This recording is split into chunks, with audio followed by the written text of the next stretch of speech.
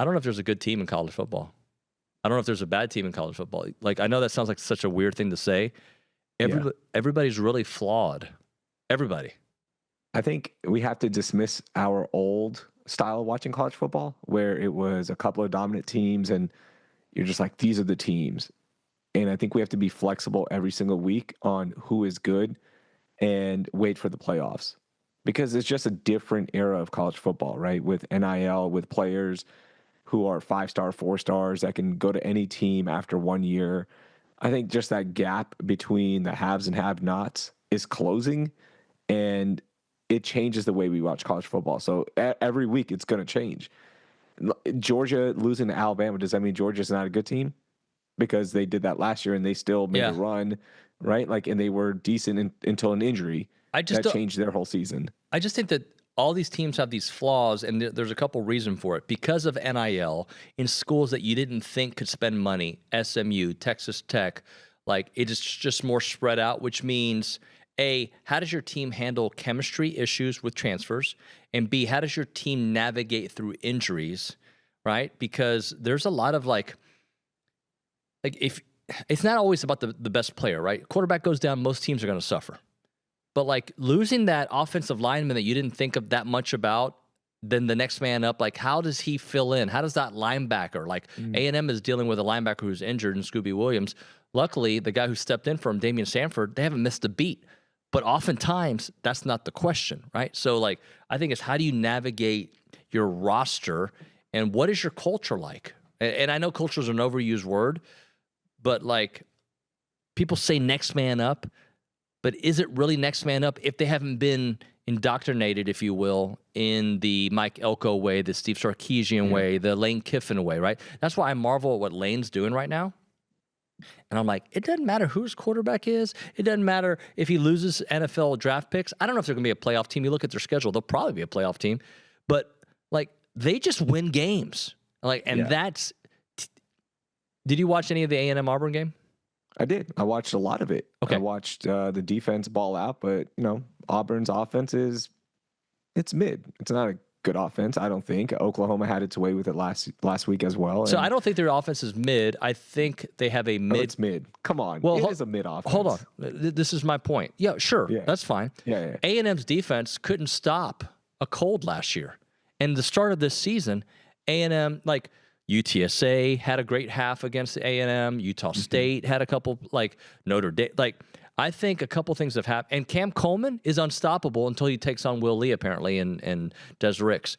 So I guess my point is A&M dominated that game. It should have been 30-3. Like, right? By the way, to Billy Lucci's credit, Texas dominated A&M last year. That game was on its way to being 30-3. But a mistake here and a mistake there. Now you're in the fourth quarter of a game where if A&M scores, which they were on the 1 yard line, right? It's 17-14 now. In the fourth quarter at Kyle Field, that place is rocking. To Billy's credit, the Auburn game. You've dominated. They haven't moved the ball on you at all. They had negative 1 yards offense in the fourth quarter against A&M, I think it was. So, right? But yet, you had all these dumb mistakes, right? An almost pick six and all these penalties, and and that's life in the SEC right now. Like, so like Vanderbilt can beat Texas, Mississippi State can beat Texas. Do I think they will? No, but they can. Yeah, I think it's more about the lower tier teams, right? Like take away the top 10 recruit ranked teams, right? Like all Texas A&M, Georgia, Alabama, all those teams, right? Like take this out of the equation. It's more of the Virginias. Like now they have some players that can keep up with the Florida State and pull off a major upset, which by the way, that crowd rush, did you see that was intense. I watched that live. Yeah. What happens if there was a penalty called on that? It's going to take 25 minutes to get all the fans off and then replay that down.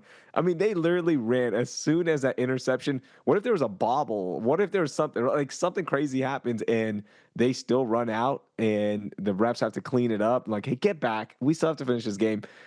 But I digress. I think it's those teams that can now every week pull off an upset or make it close enough to where we question these good teams, right? Florida State, Penn State, Oregon, that's a different scenario. These are two really good teams. I thought Penn State was good, but then you add in James Franklin, which is going to be one of my big questions here in a second, and you go, dang, is Penn State good?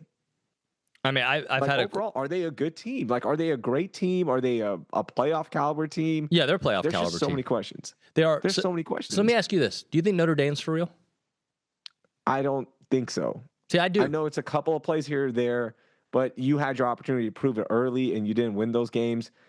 When will you have that opportunity again? Well, I think if they win out, they're in the playoffs. A 10-2 Notre Dame team with combined losses of 4 points is in the playoffs. They're like to the 2 top 10 teams. Do I think both of those teams are going to be top 10 teams at the end of the year? I don't know. I hope A&M is. I could see Miami being that, but I could also see Mario Cristobal ruining it for them. The reason I bring that up is the Auburn factor. Auburn lost to one of the best defenses in the country in Oklahoma, right? By, 7 points?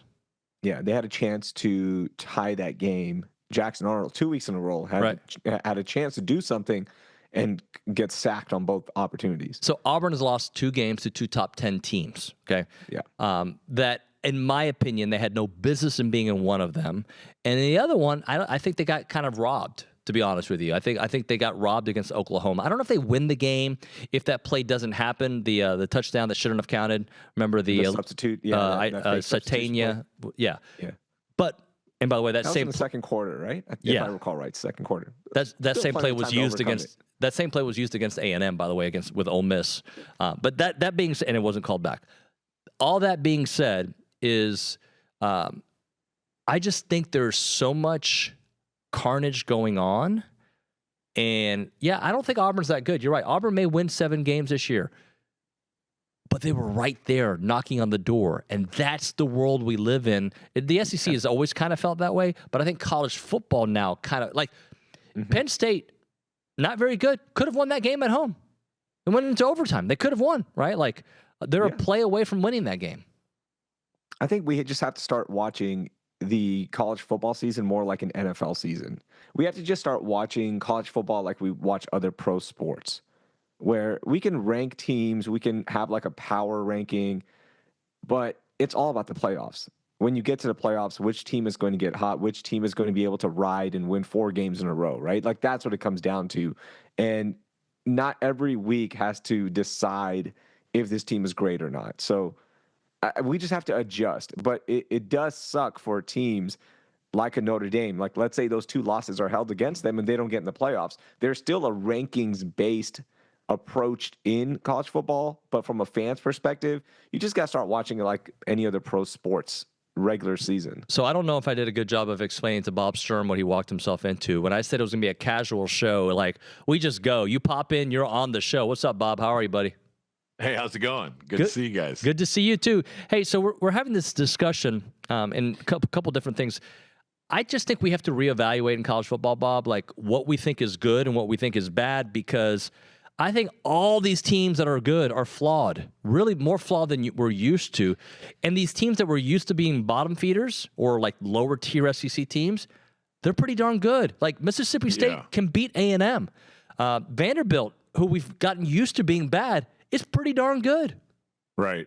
Yeah. I mean, to me, it's serving many of the same purposes that like the salary cap did to the NFL, which is, and when I'm saying I'm talking about the state of college football, whether you want to talk NIL, whether you want to talk about the portal, these many things are suppressing. And so what that does is twofold, right? It lifts the bottom tier up. It gives them players they would never have a chance at through the recruiting process. But they're in it sounds sort of mean to say second chance you in many cases, but they are providing the ultimate currency, which I think a player knows in their heart of hearts is more important to them than the short-term cash, which is just the opportunity. And so you go to school A, the hopes and dreams, and then you see, well, actually I'm here and I get to wear the uniform, but I'm watching everyone else play right now, and this is not fulfilling to me. I have this opportunity over here where they want to kind of build around me. What a great chance to go here and play. And so, process 1 is lift up the bottom, and process 2, of course, is taking all the depth from the top. and so it sort of sucks towards the big middle, and probably the best way possible, because these higher level teams would never feel much of the attrition because they're so deep and they just unwrap the next 5-star and keep going. Whereas now you can see quarterback injuries, offensive line injuries are crippling to the top. And so we're like, none of these teams are really great. Yes, because it's all being by design, it's being pushed to the big middle, right? And so everyone feels like they've got a chance and a seat at the table, which is what the NFL has been built on. Yeah, and that's what you want. You don't want every team to be great. You want flaws because it makes it more interesting, right? In the NFL, like, who is the great team? Every Right. team has flaws, and that's what you want. You want to get into the playoffs, and then we really lock in. I can just tell you from personal experience, I am more excited about college football in the last few years than the NFL, just because there are way better storylines in college football. Every week, you have a big question that gets answered, and then you get to the playoffs, and it's so exciting now. So even this past Saturday, we're at my dad's birthday dinner, and immediately the first thing we want to watch is Georgia, Alabama. Like, we want that question answered. Is Alabama's season on the brink? Like, will they put up a fight? And they do. And this is so much better than just the old college football. I know we're being get off our lawn guys now talking about 10, 15 years ago, but I love it. And I think this is great for the sport. Yeah, to me, guys, it goes back to even looking at how we evaluate coaches. Like 8-4 is obviously an insult. A&M has certainly had that lobbed at them as your Texas 8-4 or whatever. So that's obviously not a building up compliment from rivals. But I think in my head, 8-4 might actually be what becomes a good season with the new scheduling and so forth. And so if message boards and kind of our old logic of how we look at college football defines how we fire coaches and uproot regimes, well, then somebody's going to make some horrible mistakes, because honestly, the new model, if you are following, what the NFL has always done, it's somehow get to the playoffs in one piece. If we can have our guys available in the playoffs, we're even fine going on the road. We just have to make the playoffs and be in some recognizable form of what we intend our roster to look like attrition wise. And if we can, we love our chances to win 3 or 4 games in the postseason and win it all. So it's this, I know the charm of every game matters in college football is something people hold dear. And I'm not saying we should totally throw it out the window, but I'll trade it any day of the week for appointment television. I want to see this matchup every single weekend, as opposed to a lot of these top 10 schools. They're so heavily favored in 10 of their 12 or 13 games that there's just not a lot of drama in the build up to the end of the season. So here you get appointment television every weekend in exchange for understanding you're going to lose some of these showdown games because someone's going to lose them, and that's okay. Bob, I look at a guy like Lane Kiffin, and I think he's exactly what you talked about a minute ago. I know he hasn't made the playoffs yet. I feel like they're definitely on their path this year if you look at the remaining schedule. But the way he has been able to, and there's a lot of things that bug me about him, don't get me wrong. But that offense is going to be good every year. Doesn't matter who the quarterback is. If it's Trinidad Chambliss, if it's Jackson Dart, it doesn't matter, right? They're gonna move the ball, and their defense surprisingly has been pretty good. And now I'm wondering, like we've wondered for the last few years, is he going to be there next year? Because I feel like he's built something at Ole Miss. But if Florida comes calling, like, does he take that gig? I doubt he takes UCLA. But, like, do you think he can stay there? Gosh, that's the ultimate Frank Beamer question, right? From 25 years ago is, hey, Alabama's trying to get you, Frank. Now, Alabama wasn't Alabama at the time, but the point is, you're at Virginia Tech, you've built something, you have a credibility with those people, you have the warm embrace of we can ride out a few down years because of what you've done here, versus obviously, perhaps a place that has more ingrained advantages. And I've always thought that chasing that is probably a fool's errand once you achieve a certain spot at a certain university. And I think Lane is probably there with Ole Miss, where we think whatever he's achieved is a fairly sustainable thing that he could keep going down the tracks, because the players, as you said, are pretty interchangeable. It seems like he's got his ethos cooking. So I don't know, man. I think the jump around for a check sort of logic of coaches might become such that that you have to weigh it carefully. Of course, it's like trying to figure out the Arkansas job, though, and just the paths to success becomes very difficult when you talk about the SEC, because this is a serious Game of Thrones where just keeping your job, if you're in the middle of the lower class of the SEC, is going to be difficult because your schedule is absurd every year. So, there's two ways to look at it, but I do think, as we know, David, so much of this is recalibrating and staying current with the current system and the logic that goes with it. Because if we're using outdated parameters for our decision making, we're probably going to be left out in the cold a little bit. Let's do an exercise before you get out of here. Who are the true great coaches in college football right now? Like, let's just popcorn it. Ryan Day. Sure, absolutely. A year ago, we weren't saying that, though. Yeah, I mean, a title changes everything, right? Yeah. Kirby Smart. Yeah, I would think so. Great. Anybody else? The great Dan Lanning's on his way. Yeah, He's not there yet, but he's not there yet. Yeah, I guess we would probably need to hash out what the bar is, but yeah, there's a lot of moving targets. Dabo was, yeah. I wouldn't put Dabo as great anymore. Yeah, even though he won in a different era of college football. Yeah. And the reason I'm bringing this up is with college coaches now, it changes so much. The playoff run is so important. Can you get hot at the right time? You take for granted guys like James Franklin, who is a fantastic coach, not a great coach, right? There's unless he goes on this major run here to end the season, wins a title.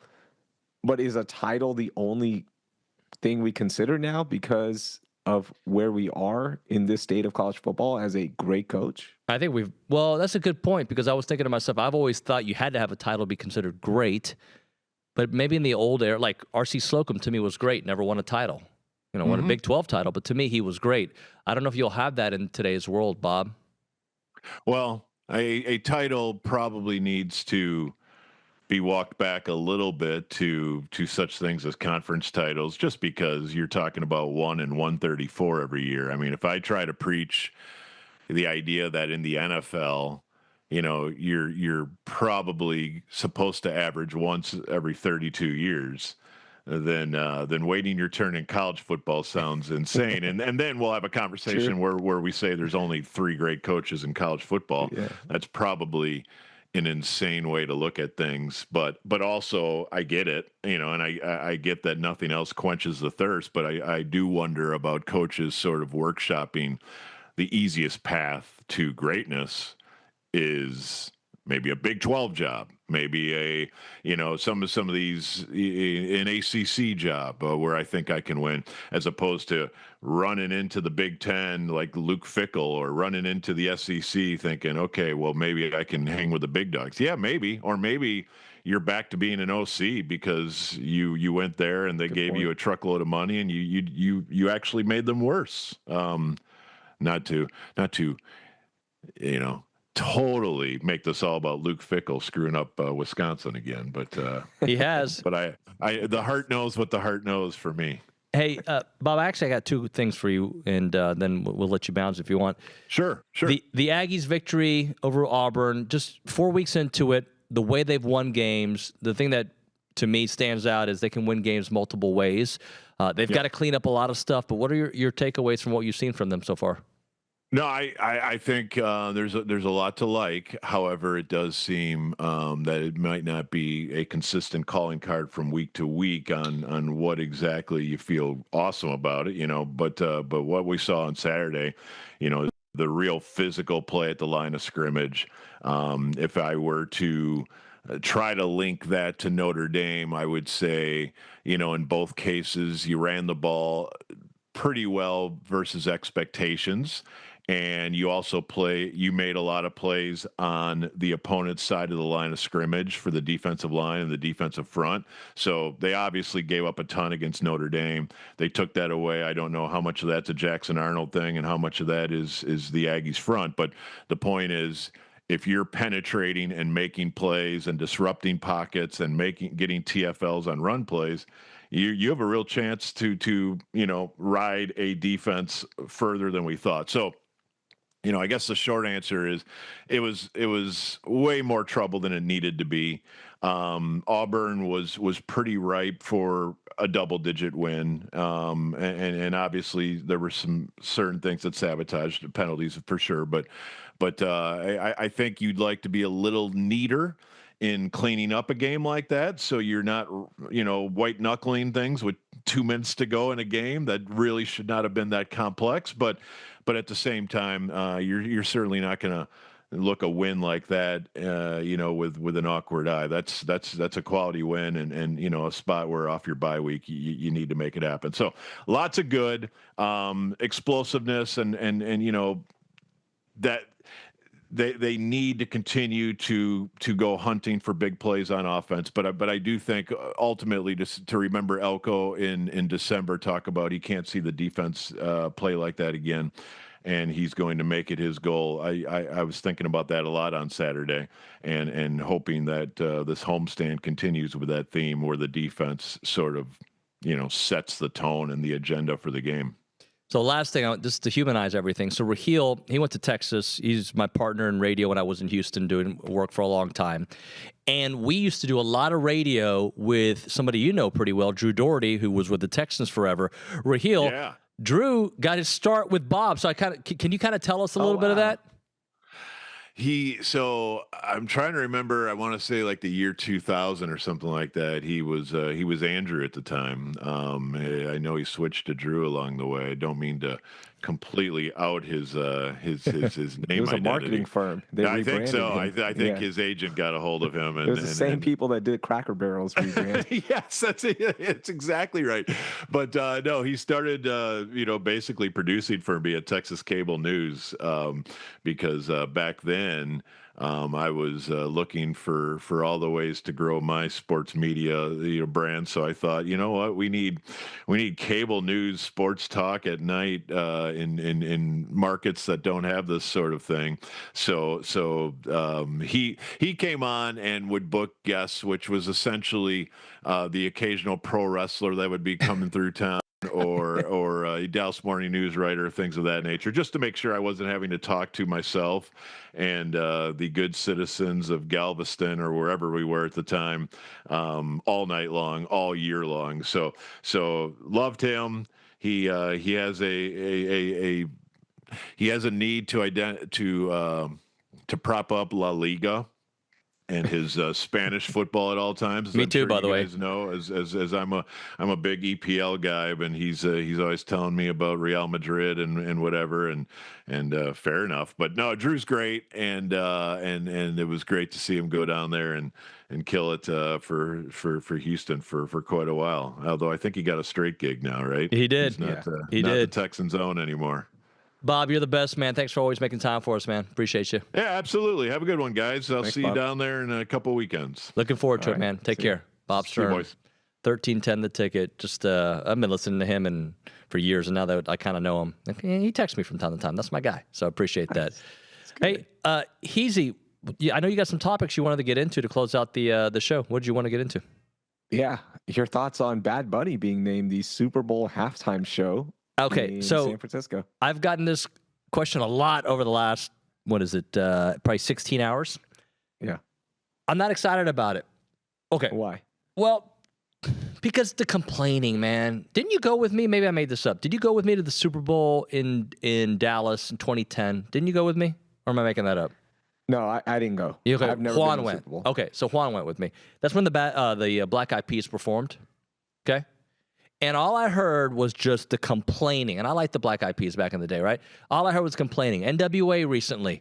the makeshift version of them. All I heard was complaining. Usher, Lady Gaga, who I'm not a fan of. Everything is a complaint about the halftime show. Like, it doesn't matter who it is a complaint. And because I am probably the highest profiled AM radio host in the country that makes sure that people knows he listens to Bad Bunny, I'm going to catch a lot of strays. So for that reason, I don't love it. All right. Because I don't want to catch strays. And also, I just think that audience, which is everybody, by the way, the whole world is watching. Everybody. I just think it's just I don't want to fight people. I don't want to argue. All right. Bad Bunny's great at what he does. Yes, he dresses weird. Yes, he does some interesting things, but he's a great musician. And I don't want to have to fight that fight because I felt that I was fighting it for Dr. Dre and O'Shea Jackson a couple years ago. I don't want to keep fighting.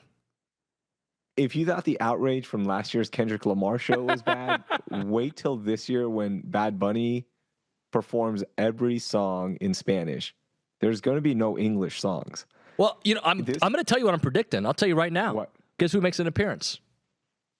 His name is Drake. No, Drake is going to get his own halftime show. He probably will, but I could see him making an appearance because he and Bad Bunny have like 3 songs together. Yeah, they have 3 major songs, like hits. Yeah. There will be appearances. There always are. Like, you always have appearances. I get it. Kendrick didn't have any, though, right? Or am I wrong? Huh? Kendrick didn't have any appearances, right? Kendrick had, what's her name? The one who's on every song with him. Oh, yeah, that lady. The singer. Yeah, that lady. I'm blanking. I apologize.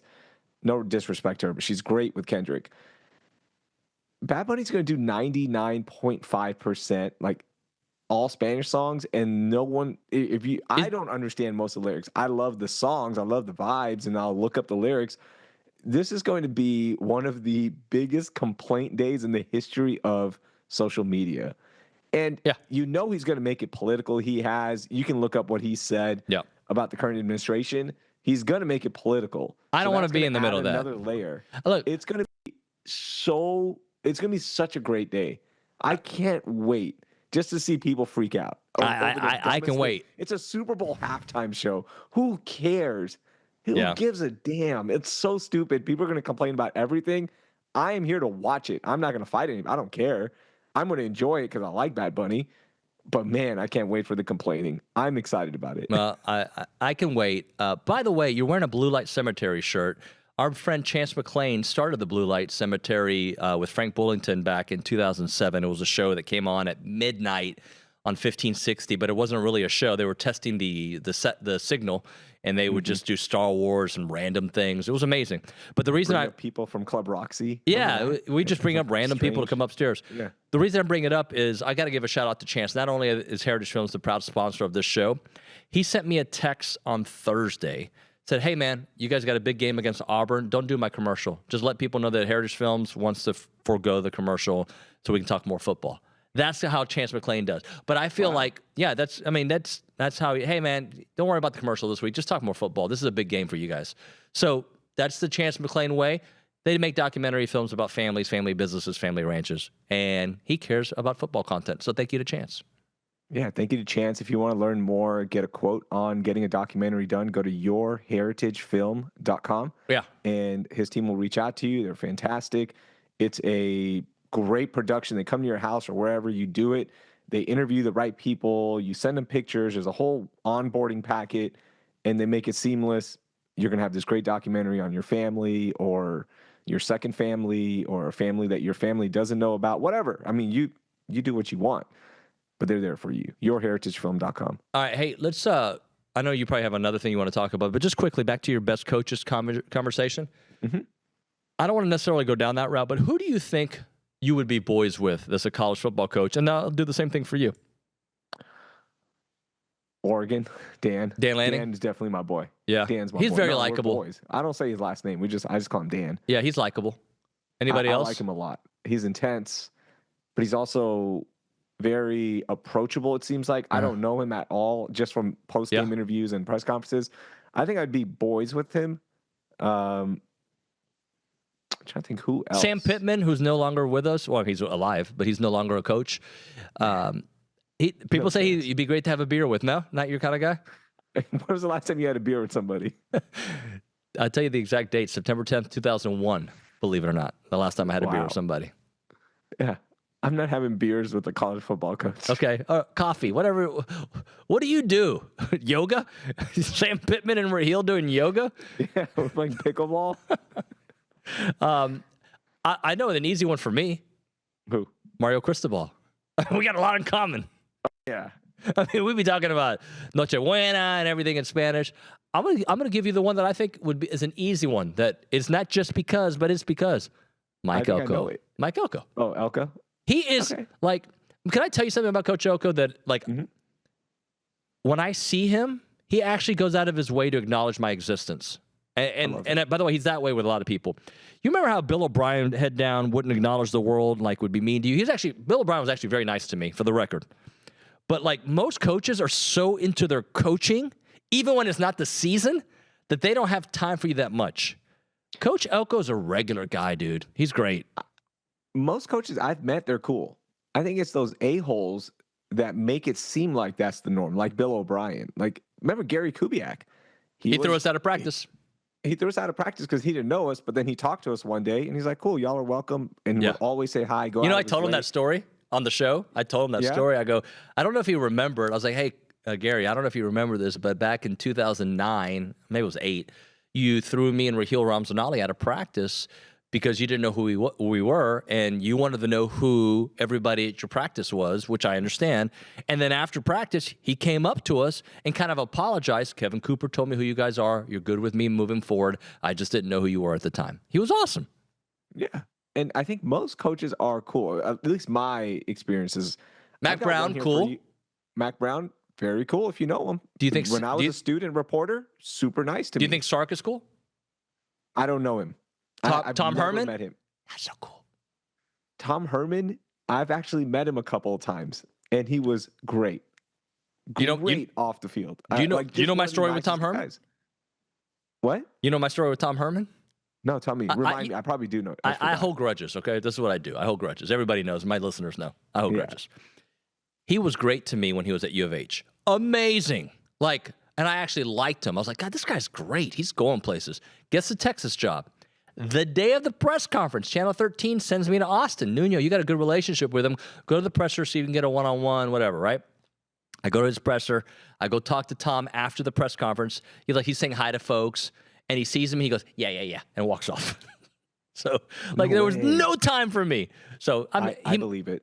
So I believe it. But you know who's great? I got one. Well, let me one more for you. Yeah. I know you know because we had him on No Layups.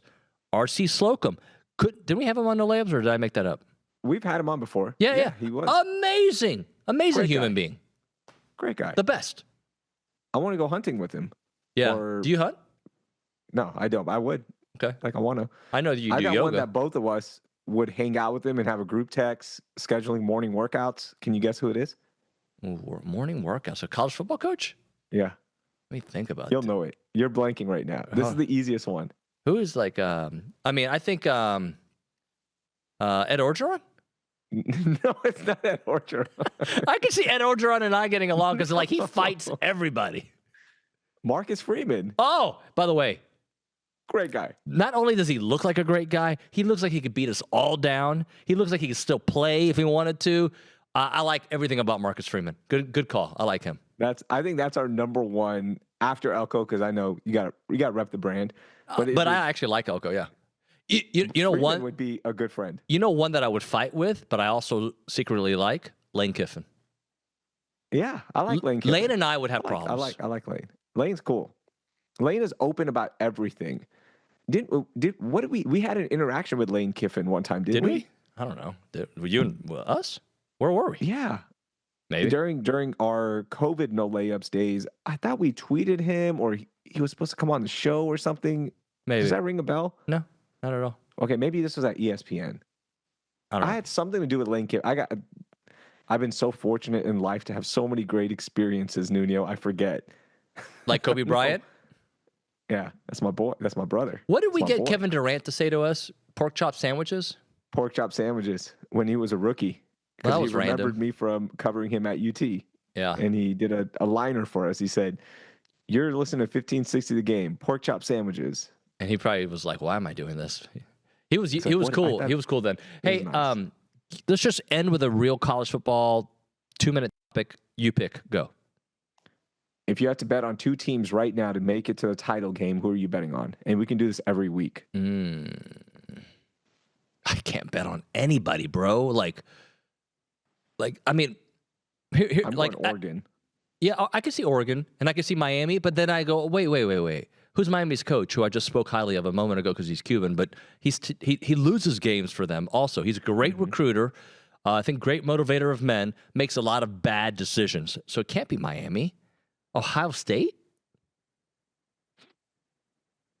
I mean, I don't really buy them either. Yeah, I haven't seen them play anybody yet, right? Like Texas. I mean, they haven't played anybody. I'm telling you, like, I admit it. I don't think that's like a huge feather in your cap game. It's the first game for Arch Manning on the road in a true hostile environment. They could have easily lost that game if Texas gets one touchdown. Like, out of 3 tries inside the 15, you get one, then it's a different game. So I don't know about Ohio State. Like, how's that a feather in your cap? Yeah. I'm honest about it. I think Oregon is, gosh, man, they've got some dudes. Before this weekend, they hadn't played anybody. And then the question could be, but like you said earlier, is Penn State really somebody? Yeah. I don't know, man. Like, I'm trying to think. Alabama? I mean, Alabama. But they just match up with Georgia. That's it. Like, that's their big. They did that last year, and look at Alabama. They fell apart.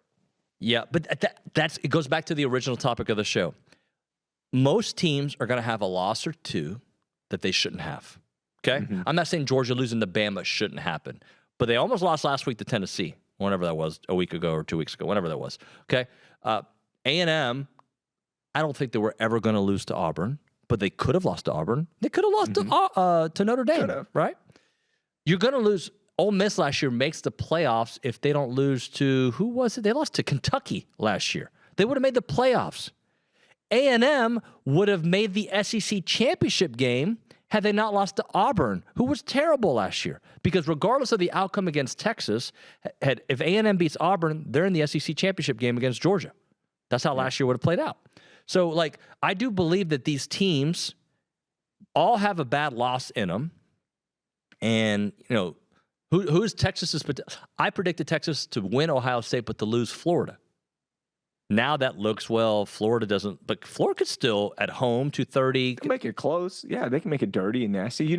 We don't know what we have with Arch. We don't. Yeah. I'm not using Sam Houston State as a measuring stick game. I'm sorry. It's until you do it against a real opponent like Florida, even though they're down, that's when I'll start getting hyped up. And then you follow it up with OU, whose defense had 10 sacks.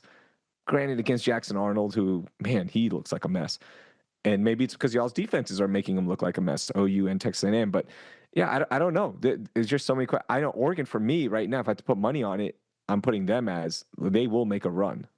Yeah, I'm just trying to think. I'm pulling up the rankings right now, just if they'll come up. And I believe in Oregon. Ole Miss, I don't believe in them because I think they'll lose a game or two that they shouldn't. But they've already played 3 SEC games. So they're like almost halfway there right now. They're battle tested already. Right? Indiana, do I believe in them? No, because it's Indiana, but they're better than they were last year. I want to believe in them. I do want to believe in them. Kirk Cignetti, like, there's times I like him and times I don't. Right now I like him again, but last year I didn't like him. I don't buy Oklahoma. If Mateer's healthy, I might buy them, but I don't buy Oklahoma yet. I don't know why I said yet like that, but Oklahoma, like, who have they beat? If you believe Auburn's not very good, and they beat another team a week prior. Who did they play again? A couple weeks before that, they played 2 teams that are. They beat Michigan. There you go, Michigan. I don't know. Like, is Michigan? I mean, they made them look offensively pedestrian, right? Yeah. So I don't know. Bryce Underwood did not look good in that game. No. So many questions, and that's why we love college football. This is a great time to be a fan. This is the most college football we've talked. Should we end it right there? I don't know that you would say. I don't know how you want to end it. You know, I'll just keep it going then. No, I got another topic for you. I have to go, and so do you. Your best friend's waiting for you. Oh yeah, I love Coach Elko. I'm gonna go see him. Bye.